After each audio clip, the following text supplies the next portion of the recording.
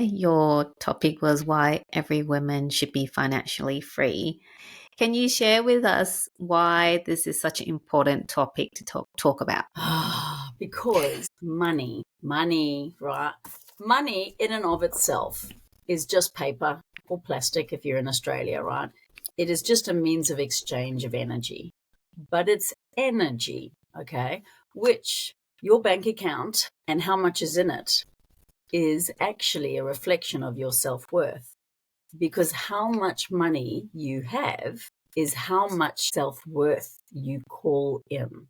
Now, I know that that sounds a bit left of field and probably a bit crazy, but making money is actually easy when you understand your potential and limitless potential and being able to do so.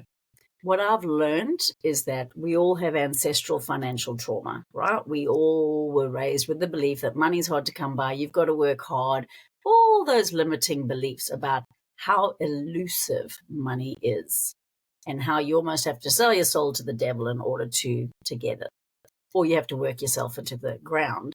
And it's ancestral. I mean, I personally have lots of millionaire friends, right? They're completely abundant. And this is not to impress, but to impress upon you that even when I have conversations and listen to everybody in the way in which they talk, there's still scarcity.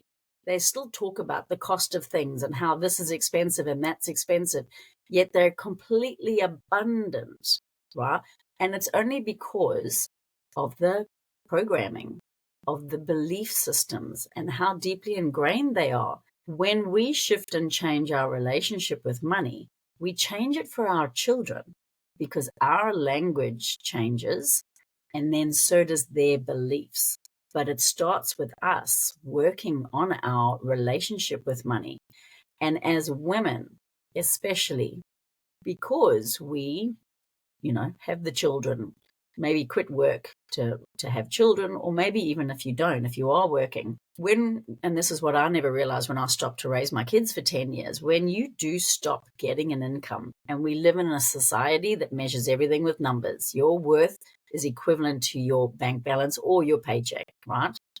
When we stop to raise our children, we lose a huge amount of our self-worth because now we're just a mom.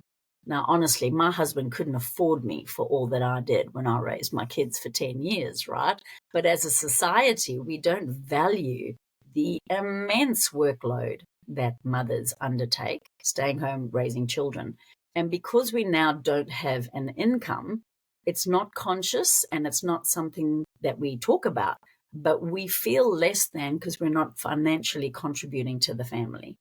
And I'm just talking from my experience, right?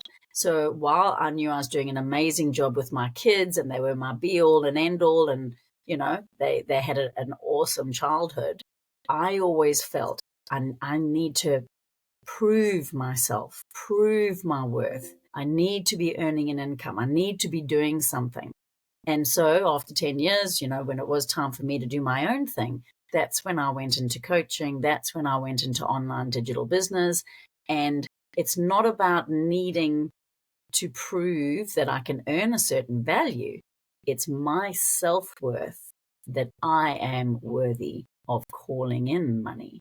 And so it's just been huge for me to show my children that mom matters too, mom has interests too, and mom can earn serious money.